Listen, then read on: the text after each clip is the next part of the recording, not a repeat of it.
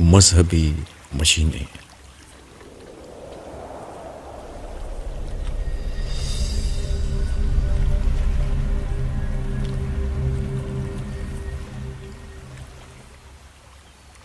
قرآن مجید میں آیات کی تعداد 6000 سے اوپر ہے۔ ان میں وہ آیات جو براہ راست شرعی احکام بیان کرتی ہیں، ان کی تعداد میں اہل علم میں اختلاف پایا جاتا ہے۔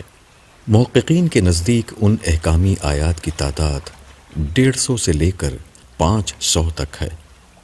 اس تفصیل سے یہ بات واضح ہے کہ قرآن مجید میں جو کل انسانیت کے لیے رہنمائی کے لیے نازل کیا گیا اور جس میں اہل ایمان اور اہل تقوی کے لیے ہدایت ہے، اس میں احکامی آیات کا تناسب مجموعی طور پر بہت کم ہے، جبکہ وہ آیات جن میں اقوام سابقہ کے قصے بیان ہوئے یا رسول اللہ صلی اللہ علیہ وسلم اور آپ کے معاصرین کے درمیان پیش آنے والے حالات کا بیان ہے، یا پھر انفس و آفاق کی نشانیوں کی تفصیل کی گئی ہے، یا پھر صفات باری تعالیٰ، احوال قیامت اور جنت اور جہنم کا ذکر ہے، ان کی تعداد احکام سے متعلق آیات سے کہیں زیادہ ہے۔ ایسے میں قرآن مجید کے ایک طالب علم کے سامنے یہ سوال آتا ہے کہ کیا سبب ہے کہ قرآن مجید جس کا لفظ لفظ ہدایت ہے، اس میں احکام کا تناسب اس قدر کم ہے؟ اس سوال کا جواب یہ ہے کہ قرآن مجید انسانوں کی ہدایت کے لیے نازل کیا گیا ہے، مشینی روبوٹوں کی ہدایت کے لیے نازل نہیں ہوا۔ انسان اور مشین میں بنیادی فرق یہ ہے کہ انسان اصلاً ایک نفسیاتی وجود ہے، جبکہ مشین کا کوئی نفسیاتی وجود نہیں ہوتا۔ اس کا پورا نظام کچھ انسٹرکشنز یا ہدایات پر چلتا ہے، جبکہ انسان انسٹرکشن پر نہیں چلتے۔ پہلے ان کی نفسیات کسی چیز کو قبول کر کے تبدیلی کے لیے آمادہ ہوتی ہے، اس کے بعد ہی وہ کچھ انسٹرکشنز یا ہدایت کو قبول کرتے ہیں۔ یہی سبب ہے کہ قرآن مجید میں ہزارہ آیات موجود ہے جن میں کوئی شرعی حکم بیان نہیں ہوا۔ ان آیات کا اصل مقصد کسی ضابطے، قاعدے اور قانون کا بیان نہیں، بلکہ انسان کی نفسیات کو متاثر کرنا ہے۔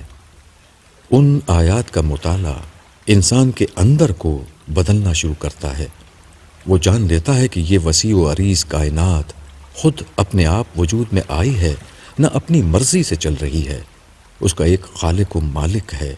اس خالق نے ہر دور میں اپنے انبیاء کو دنیا کی رہنمائی کے لیے بھیجا ہے، اور آخری دفعہ یہ منصب حضرت محمد مصطفیٰ صلی اللہ علیہ وسلم کو دیا گیا۔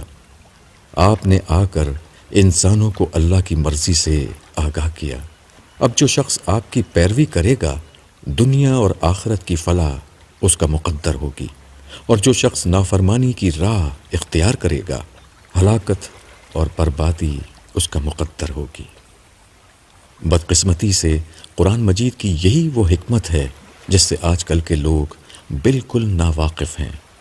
وہ دین کے احکام کو ٹھونس دینے اور نافذ کر دینے جیسی کوئی چیز سمجھتے ہیں۔ وہ سمجھتے ہیں کہ انسان مشینوں کی طرح ہوتے ہیں، ان کو کچھ انسٹرکشنز دے دی جائیں تو وہ بدل جاتے ہیں، جبکہ ایسی کوششوں کے نتیجے میں اگر کچھ بدلتا ہے تو انسانوں کا صرف ظاہر بدلتا ہے۔ ان کی نفسیات، ان کا اخلاقی وجود اور ان کا باطن ایسی ہر انسٹرکشن سے غیر متعلق رہتا ہے، اس میں کوئی تبدیلی نہیں آتی۔ آج ہم پوری دنیا میں اسلام کے نام پر ایک شور اور ہنگامہ دیکھتے ہیں۔ 1.5 ارب سے زیادہ مسلمان دنیا میں موجود ہیں، مگر حیرت انگیز طور پر ان حاملین اسلام اور قرآن کے وہ اثرات دنیا میں نظر نہیں آتے جو چند ہزار صحابہ کرام نے پیدا کر دیے تھے۔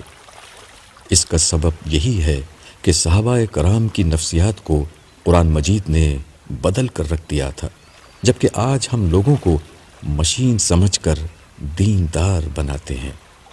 چنانچہ نتیجے کے طور پر اعلیٰ انسان نہیں بلکہ مذہبی مشینیں ہی وجود میں آتی ہیں۔ حقیقت یہ ہے کہ جنت کی ابدی بادشاہی کسی قسم کی مذہبی یا دینی مشین کے لیے نہیں ہے۔ یہ اعلیٰ سیرت و کردار کے حامل اعلیٰ انسانوں کے رہنے کی جگہ ہے۔ قرآن مجید یہی انسان پیدا کرنا چاہتا ہے۔ ایسے ہی انسان وہ لوگ ہیں جن کی آج دنیا منتظر ہے۔ ابو یحییٰ۔